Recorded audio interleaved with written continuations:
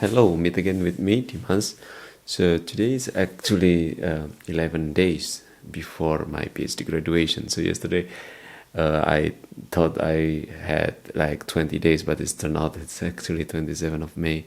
It's just in 11 days. Wow. So it's a kind of very exciting moment that I mean, like I still cannot comprehend it that soon I will be like having my PhD graduations. So when I want to try to, like having a couple of days as a countdown and try to take, some kind of leap back on before the day of the graduation of this PhD, I want to discuss about my research. So here is the video exactly around 10 years ago that when I was become like some of researcher in one of the university. I had a very deep interest on the resilience of the economic resilience, specifically on the region where I'm coming from, which is Southeast Asia. Assalamualaikum warahmatullahi wabarakatuh. Perkenalkan, nama saya Dimas mahasiswa PhD di Krakow University of Economics, Polandia, di Departemen Econometrics dan Operation Research. Terima kasih sebelumnya kami mengucapkan kepada panitia yang sudah memberi kesempatan kepada tim kita untuk maju hingga babak pencurian. Mudah-mudahan apapun hasilnya nanti, paper ini bisa menambah perbandingan literatur di makroprudensial pada khususnya dan ekonomi Indonesia pada umumnya. Mohon maaf, saya tidak bisa hadir pada kesempatan kali ini karena masih ada keperluan kuliah, dan mudah-mudahan tim dari UGM yang diwakili oleh Mas Redik dan Bapak Wayan bisa memberikan yang terbaik dalam presentasi ini. Itu saja yang bisa saya sampaikan dari sini. Mudah-mudahan bermanfaat. Assalamualaikum warahmatullahi wabarakatuh. Jayalah Indonesia.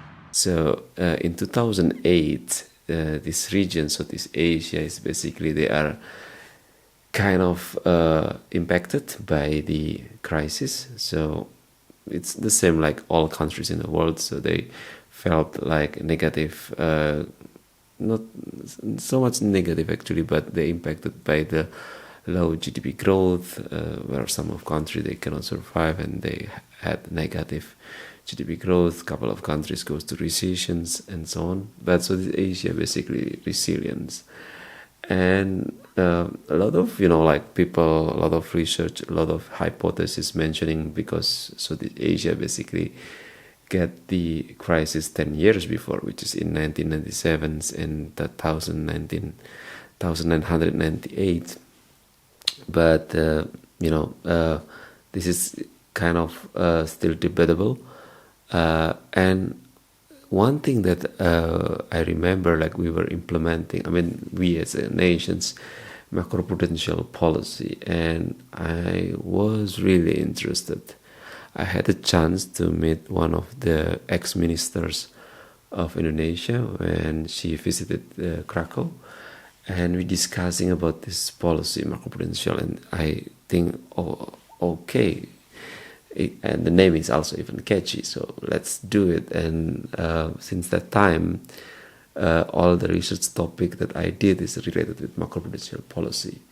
So when I take this topic, one of the biggest also mystery and coincidence that before or during the PhD writing, there were also COVID-19 pandemic. So this is kind of also crisis, and this is also very interesting for me that so this Asia performing pretty well during the global financial crisis in 2008. How about with the pandemic? How about the crisis in 2020? So it's like kind of a blessing in disguise, like it's happening, and then you can compare basically. So then my research topic become even like stronger, because then we want to see whether macroprudential policy basically works on such a financial crisis, but do they also actually works on pandemic crisis, the crisis that not coming from financial sector? So yeah, wow, sounds great, right? Like the topic becomes like even more valid. So yeah, so that's the mystery of PhD. Like when you write, definitely the topic itself is developing, and then it can validate that, the situation that's happening. Sometimes can validate your research question. But I remember, like, even when you try to do PhD, one of the big, challenge, and I will not say nightmare, is like finding research question, finding the research topic. But when I try to bring and pull back that time, wow, it's like my some part, like one decade of my life is actually discussing about macroprudential policy, and it's done now. I finished my PhD, and yeah, so I want to take this time to remember that, and to share, like, that any things that, any question, any big goal that you set on your PhD, basically it will be done. So don't worry about that. Thank you very much.